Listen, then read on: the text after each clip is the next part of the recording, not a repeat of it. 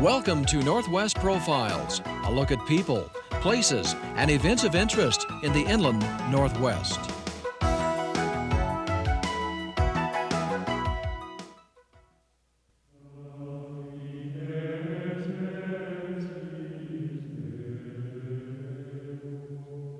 For more than 1,000 years, this delicate, meaningful art form known as stained glass has been used to move and inspire us. From the very beginning and throughout its development during the Middle Ages in Western Europe, the art of stained glass has been indelibly linked to that of church building.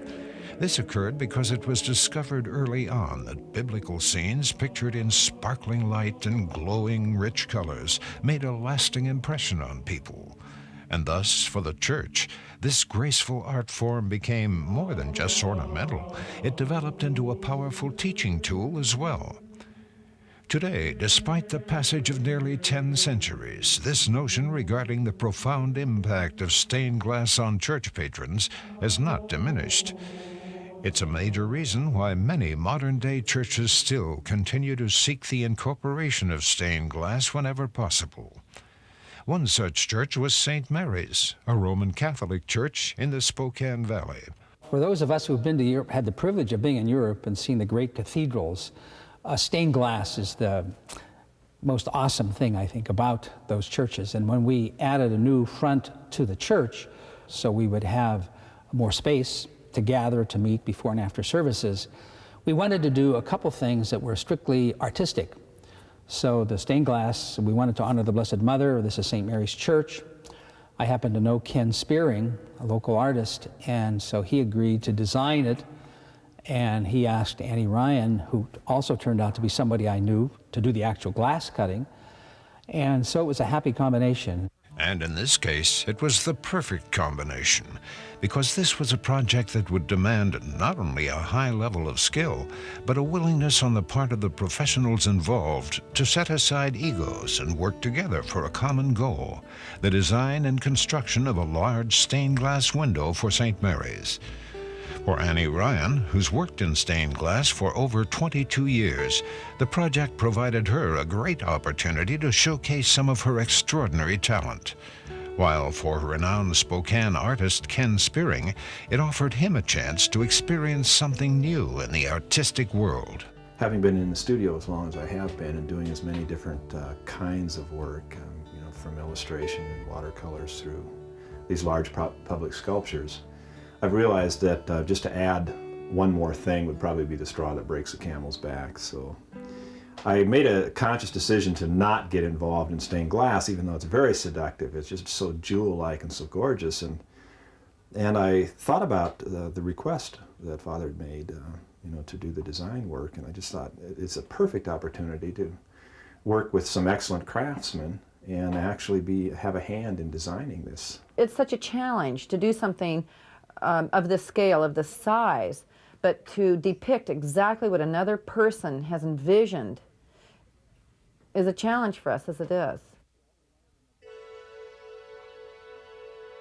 Well, we wanted a Madonna that didn't look blue-eyed and blonde, so we asked him to look at some of the old-time icons as at least a background model. But at any rate, to try to do something that was appealing, was a little modern, but not impressionist.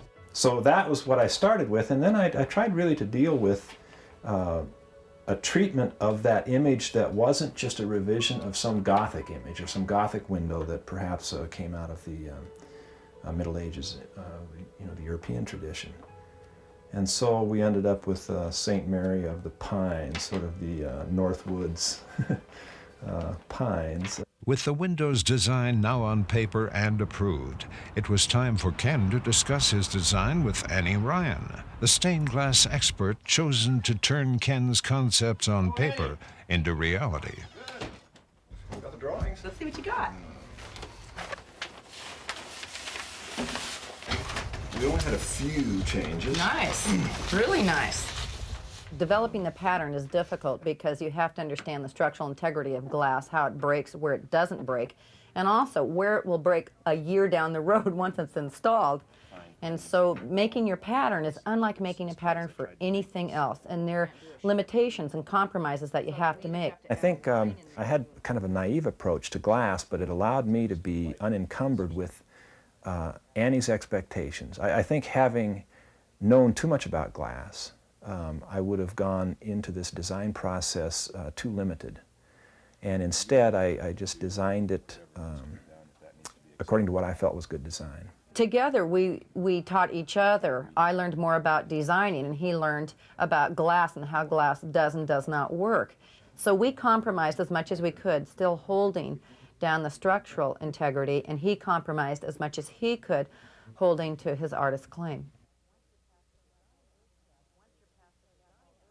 Once you're past the design aspect and you've met all those challenges, we start to blow up the design to actual size. And we decide how much glass and what particular arenas of color we're going to be needing. And so we all flew to Seattle to Fremont Glass Company. You know, what a treat to go into a factory in which, you know, not only the largest warehouse in the Northwest that supplies glass, but then to go to the factory that actually supplies this warehouse and watch it being blown.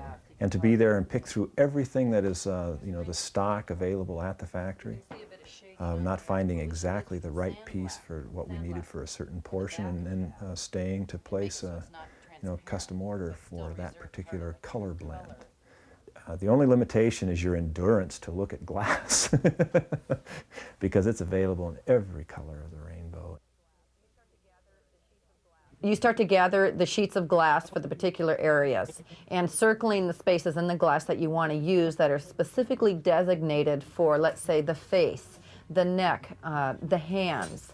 When you get something as big as the window that we're working on now, it's impossible to remember where every little piece goes. So we number it alphabetically, numerically, whatever helps us.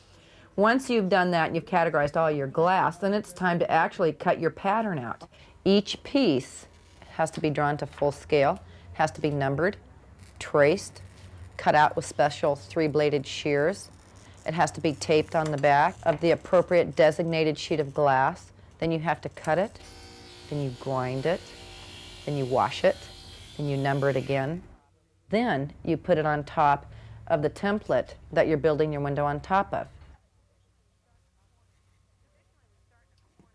Traditionally, we start in a corner and we square it up on a board that has a perfect right angle to it, and then we lay down our perimeter pieces, whether it be zinc or lead, and then we put our pattern perfectly underneath it to where when we set our pieces on top of that, it's exactly in the lines that are indicated for the specific piece.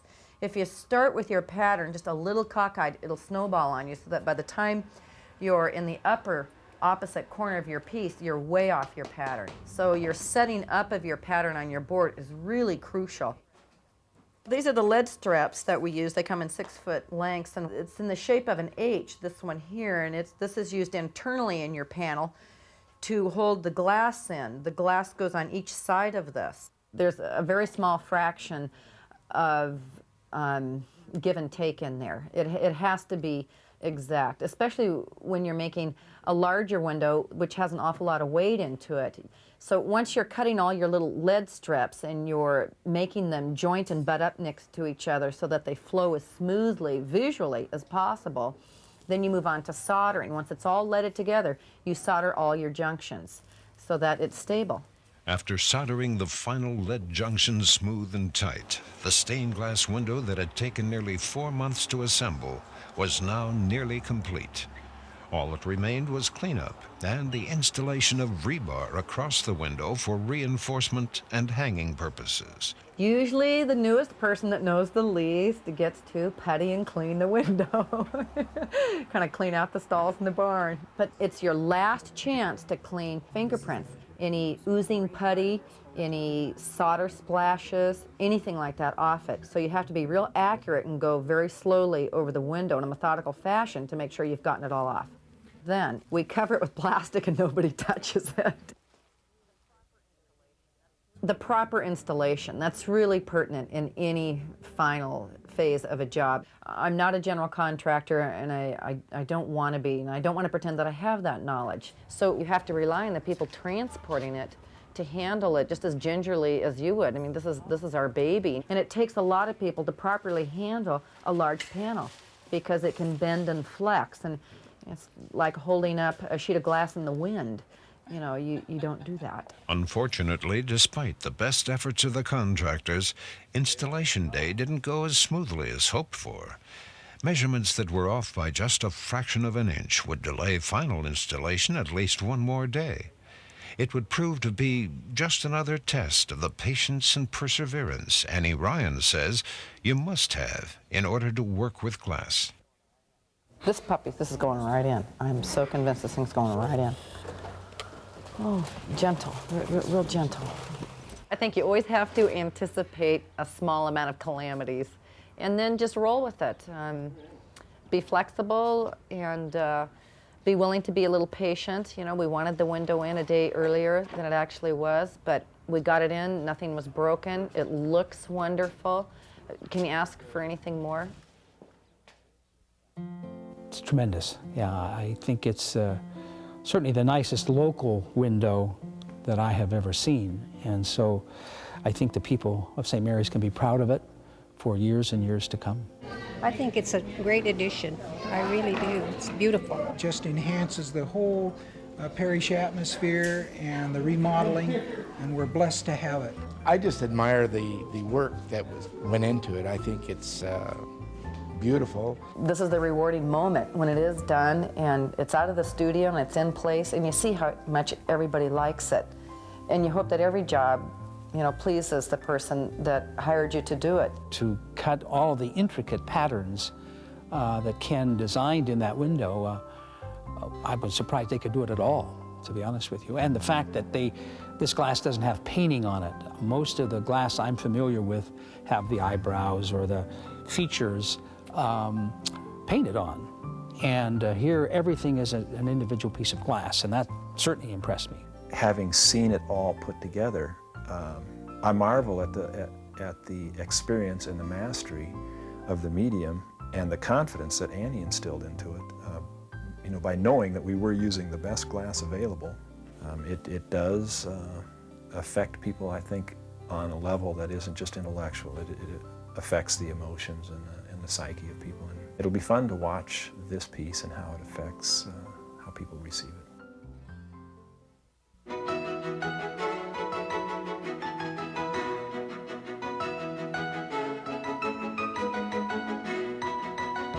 If you have a topic for Northwest Profiles, send it to KSPS TV, 3911 South Regal, Spokane, Washington, 99223.